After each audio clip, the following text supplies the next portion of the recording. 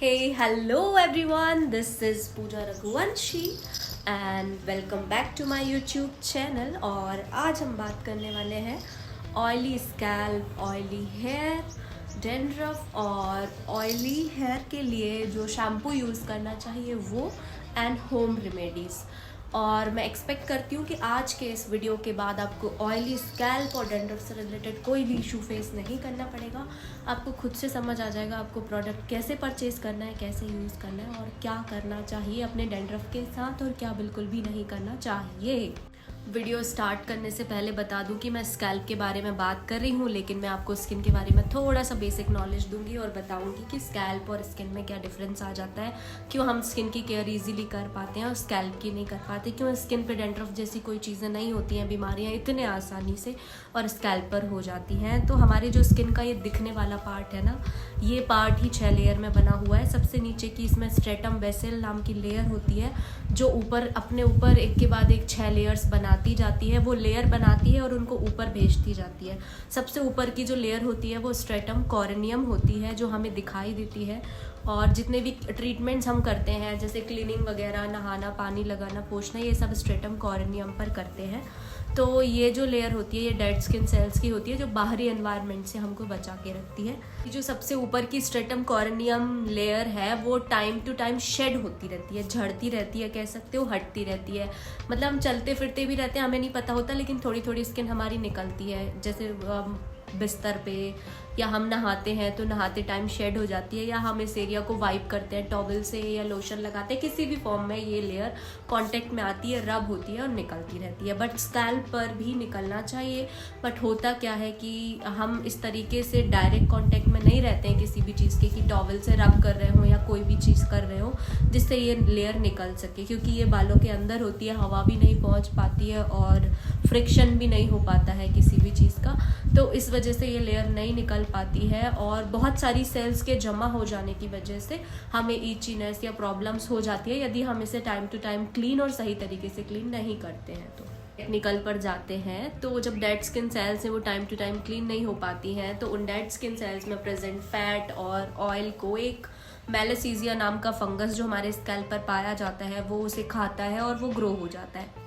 साथ ही साथ वो फंगस जो चीज़ एक्सक्रीट करता है, जो गंदगी अपनी निकालता है, वो एसिडिक होती है, जिसकी वजह से हमारा स्कैल्प जो है पूरा एसिडिक हो जाता है। उसकी वजह से ही हमें इरिटेशन और ईचिंग फॉर्म होती है। दूसरी चीज़ एसिडिक स्कैल्प हो जाने की वजह से सेल टर्नओवर बढ़ जाता है, सेल्स और ज़्यादा बनने लगती हैं, जल्दी जल्दी बनने लगती हैं और हम क्लीनिंग टाइम पर नहीं कर पाते हैं, अच्छे से नहीं कर पाते हैं, जिसकी वजह से पहले ये ड्राई फॉर्म में झड़ता है और ज़्यादा इसे ग्रो होने दिया जाए, थोड़े और स्टेज पे बढ़ने दिया जाए तो ये वाइट फ्लेक्स बना लेता है, जो ये शो करता है कि बहुत ज़्यादा एसिडिक हो गया है हमारा स्कैल्प और प्रॉब्लमेटिक है, ईचिंग हो जाती है। हम नेल लगा के उसे और ज़्यादा ट्रिगर करते हैं।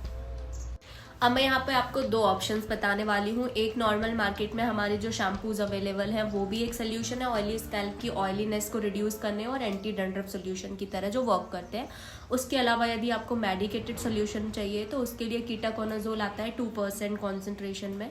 तो आप किसी भी ब्रांड का, अच्छे ब्रांड का कीटाकोनाजोल 2% कॉन्सेंट्रेशन में ले लीजिए और उसे हफ्ते में 1 या 2 बार आप अपने स्कैल्प पर लगाइए, जिससे बहुत हद तक आप डेंड्रफ को प्रिवेंट कर सकते हैं। विद टाइम आप ख़त्म भी कर सकते हैं या कंट्रोल तो एटलीस्ट आप कर ही सकते हैं। उसके अलावा यदि आपको वाइट फ्लेक भी बहुत मोटे मोटे बन गए हैं, इतना कि यदि वो निकलते हैं तो अपने साथ बाल भी लेके निकाल लेते हैं, तो उस कंडीशन में फिर आप 2% कीटाकोनाजोल प्लस उसमें कोल टार भी अवेलेबल होना चाहिए। तो ये हो गया मेडिकेटेड सोल्यूशन। आप जब भी कीटाकोनाजोल शैम्पू यूज़ करते हैं या एंटी डेंड्रफ शैम्पू यूज़ करते हैं उसके पहले आप अपने हेयर को कॉम्ब कर लीजिए, तो आपका जो डेंड्रफ है वो अपनी जगह से थोड़ा सा हिल जाएगा, काइंड ऑफ कह सकते हो, या वीक पड़ जाएगा। उसमें आपके हेयर भी आ सकते हैं बट दैट इज़ फाइन, क्योंकि हमें लॉन्ग रन में डेंड्रफ को ठीक करना है।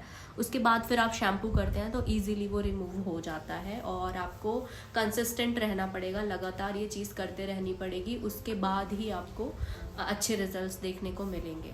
अब इसके बाद मैं आपको शैम्पूज़ भी बता दूंगी, बट उससे पहले मैं ये बता दूं कि ये सेल्स वगैरह या ऑयलीनेस वगैरह ज़्यादा क्यों होती है। अगर ये आपकी नेचुरल नहीं है तो आप इसे रिड्यूस कैसे कर सकते हैं। एक तो सेल टर्नओवर जो है वो एसिडिक एनवायरनमेंट क्रिएट हो जाता है स्कैल्प पे, उसकी वजह से बढ़ जाता है। एसिडिक बहुत ज़्यादा हो जाता है, हम क्लीन नहीं करते हैं तो, और मैंने रीज़न पहले बता दिया है।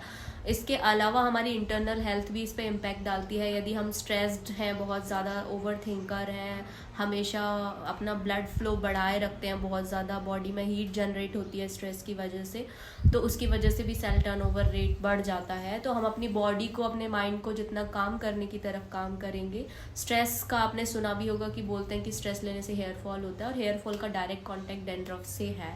तो आपको डैंड्रफ को या स्किन प्रॉब्लम्स को रिड्यूस करना है तो आपको काम स्टेट की तरफ जाना होगा, आपको मेडिटेट करना चाहिए और अपनी डाइट का भी ध्यान रखना चाहिए। बाकी की चीज़ें आउटर चीज़ें हैं, बट आपको इंटरनल का ध्यान भी रखना होगा लॉन्ग रन में अगर सोल्यूशन चाहिए। गर्म पानी यूज़ नहीं करना चाहिए अपने स्कैल्प पर, हमें पानी नॉर्मल या ठंडा ही यूज़ करना चाहिए। ठंड हो या कुछ भी हो वो एक रीज़न है, लेकिन हीट हमें स्कैल्प पर नहीं देनी चाहिए, इससे सेल टर्नओवर बढ़ता है।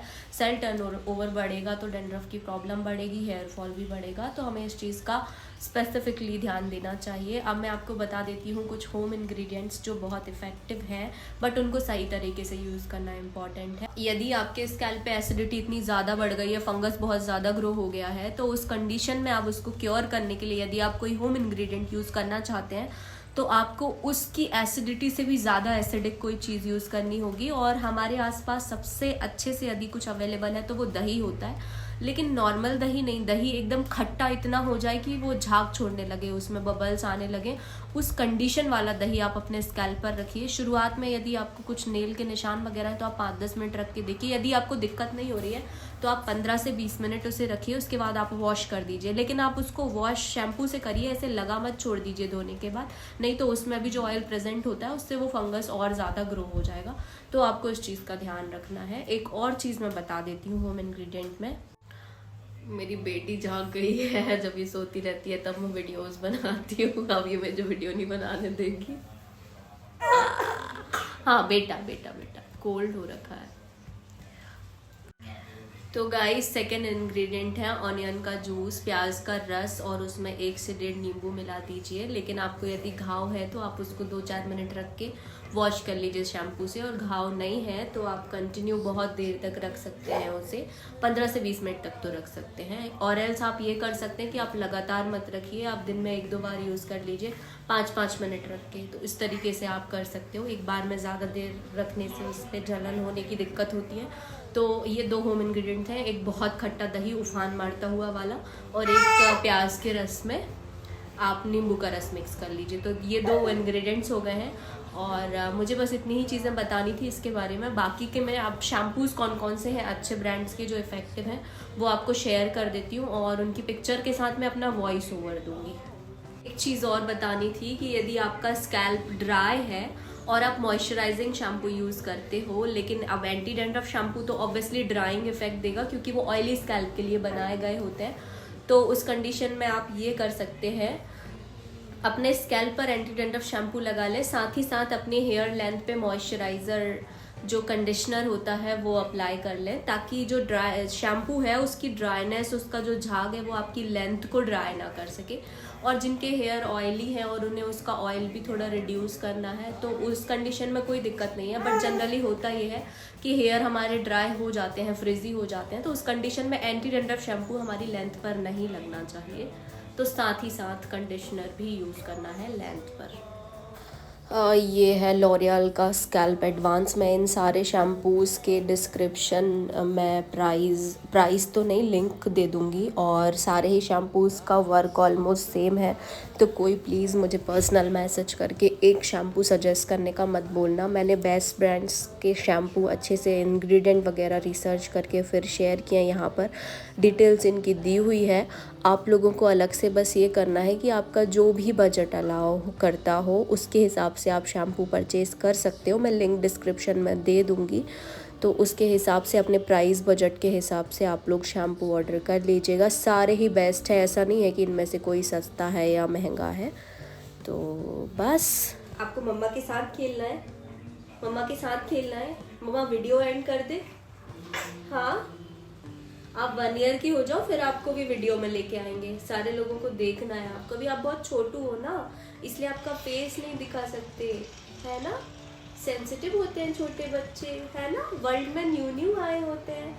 तो गाइज इसी के साथ ही मैं आज का अपना ये वीडियो ख़त्म करती हूँ। आप लोग ट्राई कीजिए जो चीज़ें मैंने बताई हैं, उसके बाद क्या इफ़ेक्ट रहा, जो भी रहा आप मुझे कमेंट में बताइए, पर्सनल मैसेज में बताइए। अब मैं इसके बाद और भी जो कॉमन क्वेश्चंस हैं जो मेरे पास मैसेजेस आते हैं पर्सनल, तो उनसे रिलेटेड वीडियोस ज़रूर लेकर आऊँगी।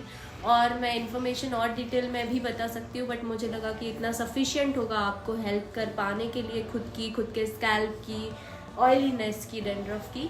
तो चलती हूँ, वीडियो ख़त्म करती हूँ। Bye bye, have a good day.